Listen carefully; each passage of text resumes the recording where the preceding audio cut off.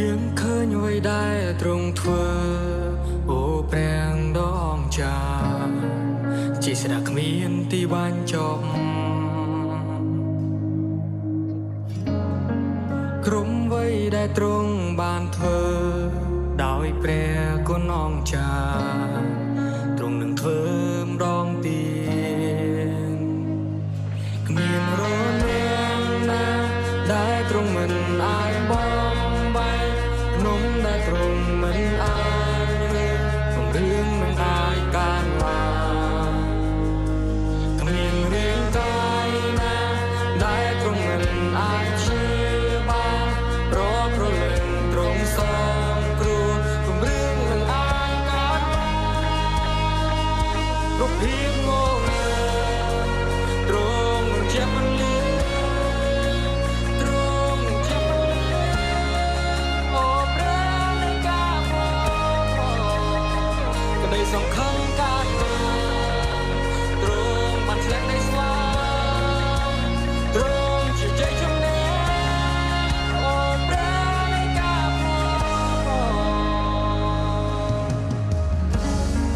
ទ្រង់រស់ហើយបានយកឈ្នះហើយទ្រង់គង់សោយរៀងលើបល្ល័ង្ករៀងរហូតតើខ្ញុំនឹងភ័យខ្លាចអ្វីបើទ្រង់បានយកឈ្នះហើយខ្ញុំនឹងតបជាទ្រង់តែមួយជារឿងតែទ្រង់មិនអាចបំបែកលំដែលទ្រង់មិនអាចរឿងគ្រប់រឿងនឹងអាចកើតឡើងមាន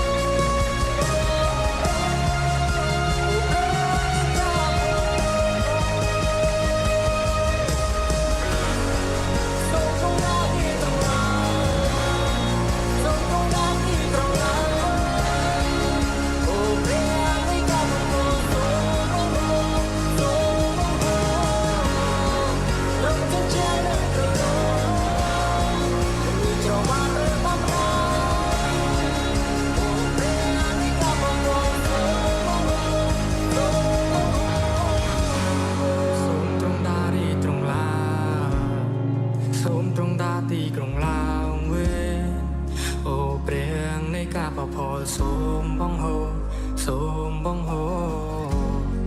ក្រុមជន់ជាងនឹងត្រូវរលំខ្ញុំលឺច្រវាក់ត្រូវបានផ្ដាច់អូព្រះនៃការពពកសូមបងហូសូមបងហូ